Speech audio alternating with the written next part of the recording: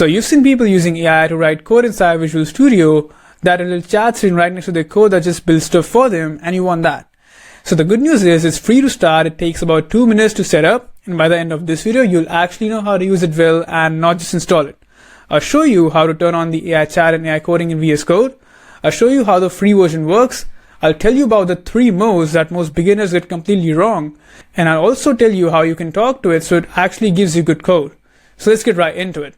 Okay, setup first. Over here on the bottom right, you'll see a GitHub Copilot icon. You just have to click it, and then it will ask you to sign in with a GitHub account. So if you don't already have a GitHub account, just create it. It takes literally 30 seconds. And once you're done, just come here and then click on continue with GitHub or continue with Google. I'm going to choose continue with Google.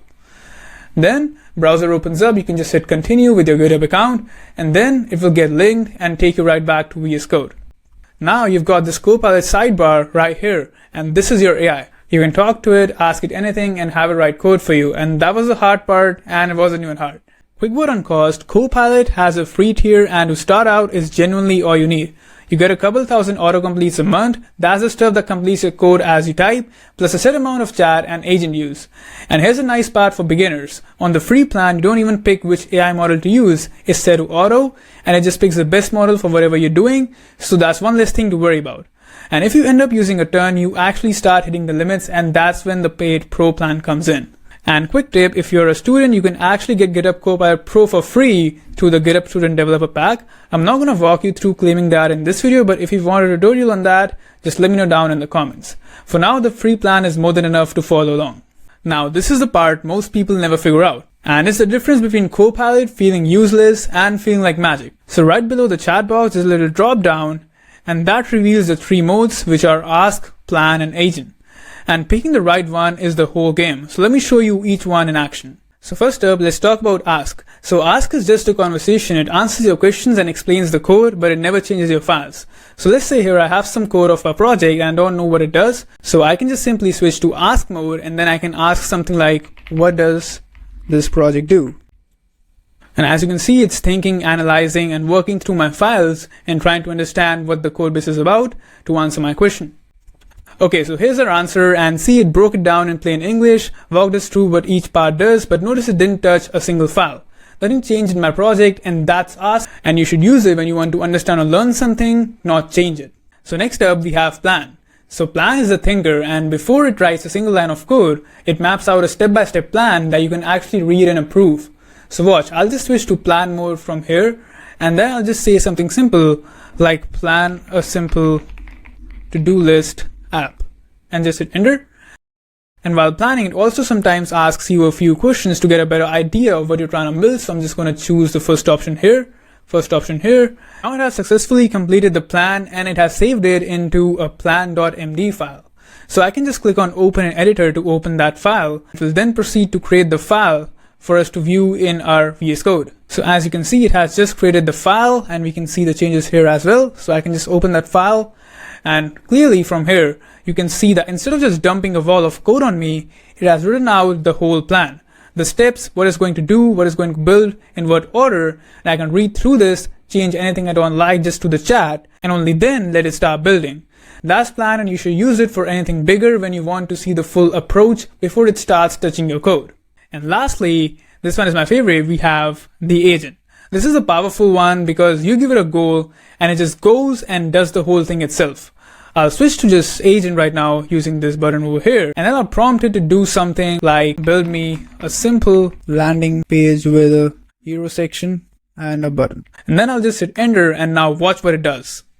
So I just created this HTML file on its own, wrote the code on its own across this, and if I right click it and then I just open it with live server, we can see that there's our page, and I never told it which file to make or where to put anything. It just figured all of that on its own, and that's agent. You can even use it for multiple files and even more complex tasks than this, or you can also use it to implement your plan. So you should use it for the big multi-step stuff. So quick recap, ask is to learn, plan is to map it out, and agent is to actually get the work done and build the project. So as a beginner, you should start with ask and then work your way up till the agent.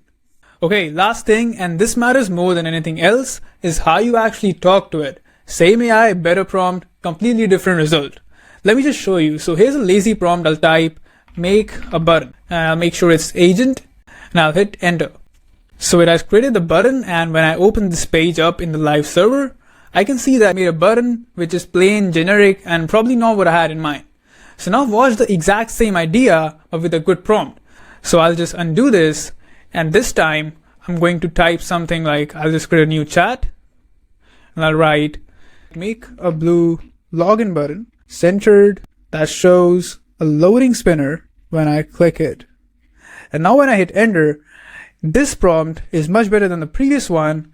So it's done, and let's just open it up in our live server and see what it did. So as you can see, this is the kind of a button which I was expecting, and when I click it, it also has the loading animation that I wanted. And that's the whole secret. So be specific, and the more you describe, the less it has to guess. So this was a very basic example, but the idea is that you should give it full context, tell it what you're building and which file you're in, and go one step at a time instead of asking for the entire app at once.